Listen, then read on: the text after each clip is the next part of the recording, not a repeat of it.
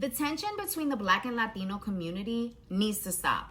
And we need to be the generation to stop it. Anti-Blackness exists in our community. We know this. Anti-Blackness also exists within the Black community itself. All communities of color struggle with this. And the reason why is what we all have in common. We were all colonized and trained to have a mindset of you versus me for survival. But that ends with us. We need to lead with unity and not division. We have to be the change we want to see. We have to stop pointing the finger in both communities and make the decision that we are going to choose to be united versus divided. I'm not going to pretend like I have all the answers, but here are examples of how you can show up differently and be the change you want to see. Number 1, share stories of solidarity. Share stories of love. Share stories of when you have experienced the Black or Latino community showing up in your spaces. We need to shift the narrative. Number 2, if your reality is division between the Black and Latino community and your goal is unity, then it is up to you to seek out examples of when the Latino and Black communities show up for one another, where they show love, where there is actual solidarity, because guess what? It exists. And if you need a place to start with me. I am happy to be a part of your network of Latinos who have nothing but love for our Black sisters and brothers. Number 3, ask your neighbors how you can be helpful. You need to lead with your heart in this moment. That is the only way that we are going to experience an actual shift. We have to show up as human beings. We have to show up vulnerable. We have to show up as the change that we want to see. Lastly, ask others to join you. Let's actually start in the comments. Share your stories of solidarity and love. If members of the Latino and Black community have a hard time seeing it, let's show them how it's actually done. I stand with my Black brothers and sisters, and I also stand with my Latino familia. But the change, it starts with us. I love you. Hello everyone, welcome back again to my channel. Please, if you are new here, don't forget to subscribe so that you can get more and more of this. So, what happens when a single viral rant exposes centuries of buried tension? Yes, today we are diving into the fallout of Ashley Gonzalez's racist tirade and the uncomfortable truth about Black and Latino relations in America.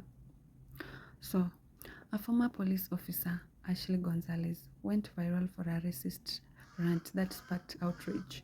But the real story isn't just about one person's prejudice, it's about the ripple effect. Suddenly, conversation erupted online. Are Black Americans unfairly generalizing Latinos? Or is this moment of forcing Latino to confront a deeper history of anti-Blackness and colorism? Let's find out in the video I'm going to upload below. There is something so insidious happening right now to the Black community, and most white people literally have no idea it's even happening. The Black community is under attack right now at a level we haven't seen probably since the Civil Rights era. You know, with the Supreme Court gutting the Voting Rights Act earlier today, you've got the purge of Black federal workers, attacks on nonprofit funding with the whole DEI boogeyman. You've got attacks on the social safety net.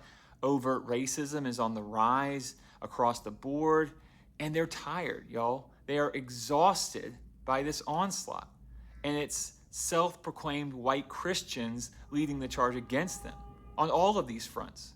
So if you are a white Christian and you are not deceived by Trump, we need to rally together around our Black brothers and sisters right now. We need to form a wall around them, and we need to say no more.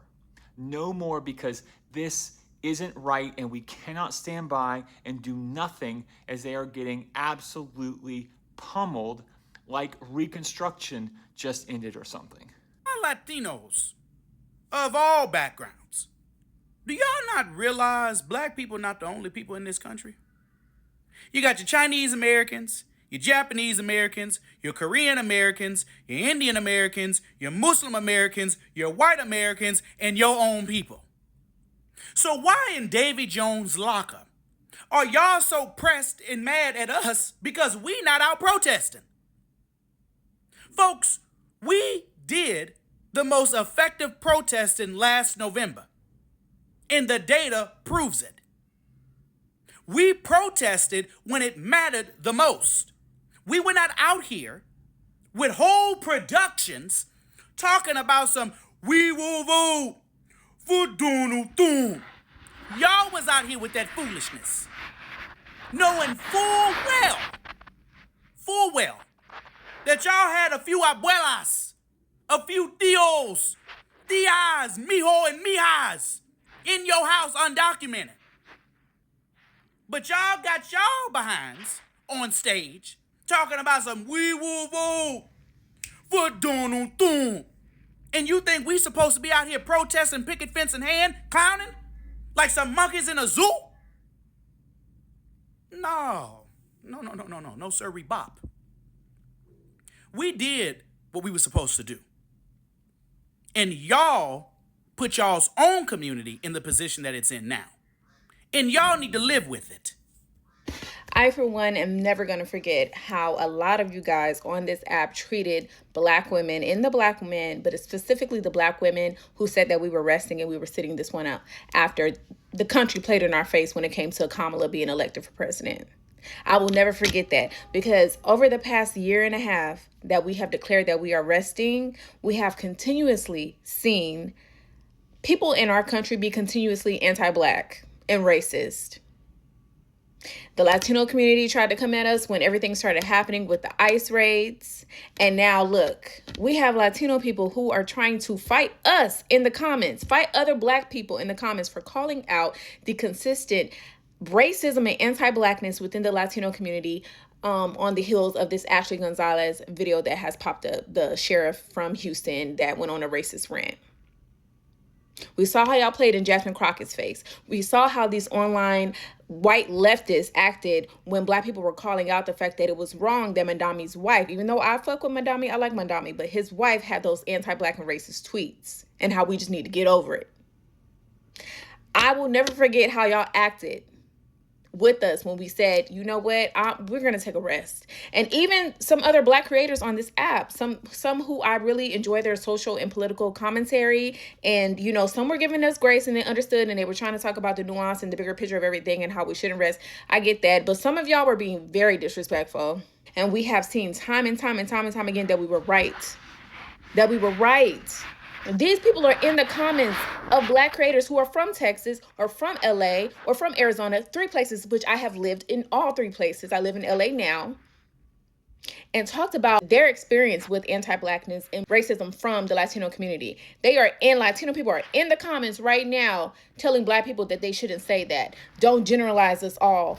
But y'all are under the comments of Black people, but not under the comments of the Latino people who are agreeing with Ashley Gonzalez. They're in the comments, in the videos that you're commenting under. There are Latino people saying, oh, I agree with her, but you're not going back and forth with them. You're going back and forth with the creator or the other Black people in the comments. You got this poor white trash using Black people for rage bait, talking about Black proms and hood proms. Y'all had a lot to say, a lot of disparaging and mean things to say to the Black community when they said, we're going to rest because y'all are playing in our faces. And continuously, we have seen time and time again that we were right. On one side, some Latino creatures urge that Black voices are initiating a so-called race war. They feel stereotyped, painted with a broad brush. On the other side, many Latinos openly acknowledge that anti-Blackness ran deep, rooted in colonization, in the hierarchy of skin color, in the desire of proximity to witness. This divide is raw and it's real. So here is the question. Is Black and brown unity a functional reality or just a myth? Because unity sounds powerful, but it collapses if both groups don't confront their own biases. And let's be honest, systems of power benefit when Black and Latino community remain divided. True solidarity requires accountability.